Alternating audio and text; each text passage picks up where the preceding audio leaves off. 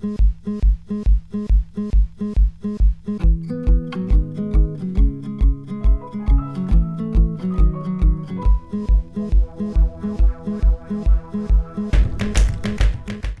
what's going on everybody? John Couri here, LCDC III and student nurse. In today's video, we are going to look all around Suboxone therapy. If you guys haven't watched the first video on really medication-assisted treatment and its use in the field of addiction medicine, go ahead, take a look at that because it'll fast forward you and really catch you up to what I'm talking about. So we're going to take a look at Suboxone now, and I just want to start out with this quote from a psychiatrist named Jennifer Valander.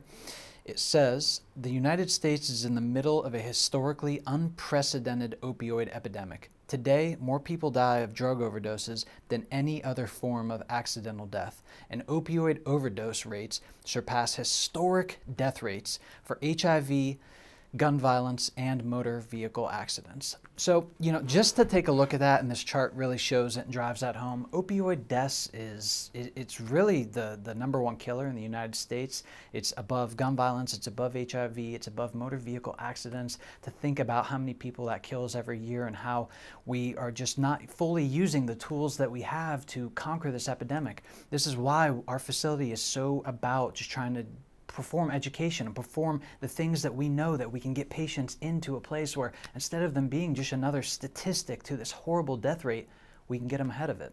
So that's why we continue to make these videos, and that's why we continue to ask for your input, because we want to know what you think and how we can put out educational tools that can help us all get to the solution, which is less death rates from opioids and other drugs. Okay, so I wanted to start by, at our facility, we do use the drug Suboxone. And I can't tell you guys how many times me and the other counselors, doctors, staff have heard these following comments, subjective reports of, "It saved my life," "I feel normal again," and "miracle drug." I mean, I've become desensitized to it as a counselor, hearing this drug saved my life. I mean, that's really something to let yourself become desensitized to, but hearing it so much, you just kind of let it come in and out without really giving it the appreciation of, wow, this person might not be here. This person might not be able to share their story, share what they've been through to others because of just this medication in this facility. So guys, let's remember that a very big indicator of success is how that client's doing. Too often we look at how many times they're going to a facility, how many hours of counseling they're putting in a week. How has that person's life changed? Are they saying, "Man, my life is great, I'm with my family, I'm working again, my kids have never been happier, I'm participating in my community at large"? If that's the case, that is progress, that is success, and that is what we are all about here at Clinic 5. Okay, so I really want to dive into how Suboxone really targets the cycle of addiction. Now, I'm going to break the cycle of addiction down into 3 major steps. So first, I want to talk about the binge and intoxication stage of using opiates. So one of Suboxone's very, very key points to why it is so effective is when you use another opiate while Suboxone is in your system, you actually do not feel the effects of that other opiate. And that is really the number one thing that keeps people using, is you get that positive reinforcement, right? I shoot up heroin, I snort a pill, I use pills, and I get that positive reinforcement of, oh my God, this dopamine rush is so incredible. When you take that away, when you use Suboxone, you nullify that. And the reason why, if this is the receptor in your brain, buprenorphine binds it very, very tightly. So when you use other opiates, they try and get to that receptor, they can't. Buprenorphine stays attached. We've had many clients say, "I've used heroin, I've used Percocet, I've used my opiate of choice, but I didn't feel it." Why is that?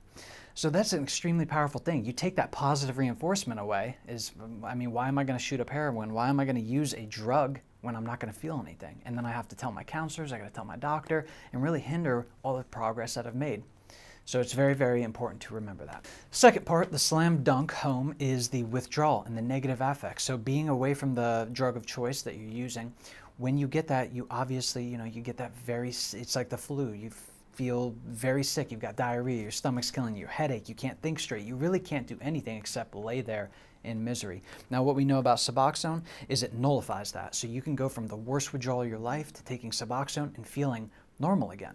And that speaks to the wonders of this drug. It's not getting you high, but it's nullifying you to a place where you can operate, where you can think, where you can say, call your family and say, "Hey, look, I've got a problem. I need help, and I'm getting help. And that is one of the hugest effects that we see with Suboxone and how powerful it can be.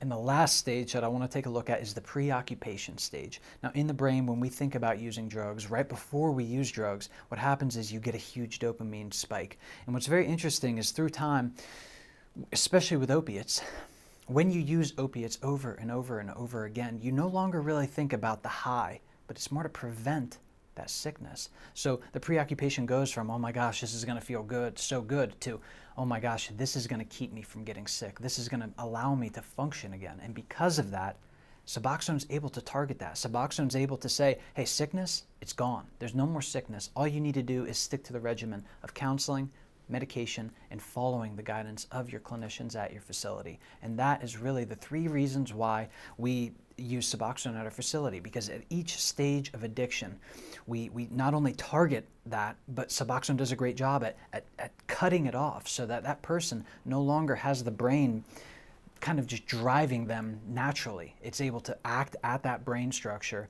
and tell that person, hey, you're going to be okay. And the last part I wanted to look at with this chart is really the half-life of Suboxone. You know, a lot of people say, well, Suboxone, you know, it's just like opiates. It's just like any other kind of illegal, illicit substance.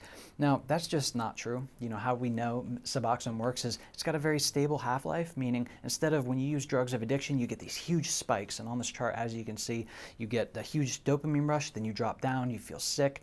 And Suboxone doesn't work like that. Once you take it, you have a very stable half-life in your body, and because of that, you're not going to feel sick in 2-3 hours like you would if you used another opiate. You've got a few days to figure out a game plan, whether it's going to a different agency, whether it's coming to your clinician and telling them what's going on, but it gives you some time where you're not going to go into this horrific sickness where you can't think, you can't operate, and it's just going to drive you back to getting other dope. So guys, that is all I have for you today. I just want to say thank you so much for your time, and you guys, we're all about collaboration at our facility. I don't care if you're a passionate counselor, client, someone who just has an opinion or an idea.